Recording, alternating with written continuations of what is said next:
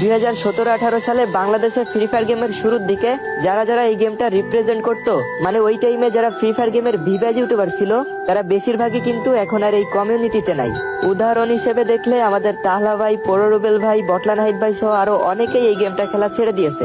But guys, তোমরা কি জানো এমন একটা মানুষ আছে যে এখন বর্তমান অনলাইন প্ল্যাটফর্মে অনেক বেশি জনপ্রিয় এবং সে একসময় এই ফ্রি ফায়ার গেমের ভিভাজ ইউটিউবার ছিল।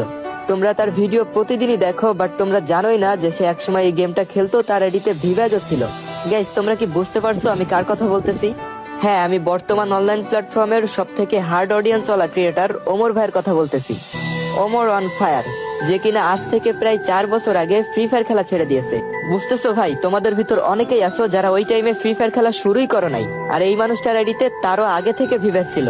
সে কিন্তু আমাদের হাসানোর জন্য অনেক ফানি ভিডিও আপলোড করতো। গাইস, চলো আমরা তার একটা ফানি ক্লিপ দেখে আসি। নেভিশের বান্ডিল আছে, আমার কাছে কোবরা বান্ডিল আছে। আলার বলা আমার কাছে রিয়ার জম্বি সামুরাইয়ের মাথা আছে। আমার কাছে কোবরা বান্ডিল আছে। আলার বলা আমার কাছে আর্টিক ফ্লোর ইনকিউবেটর আছে।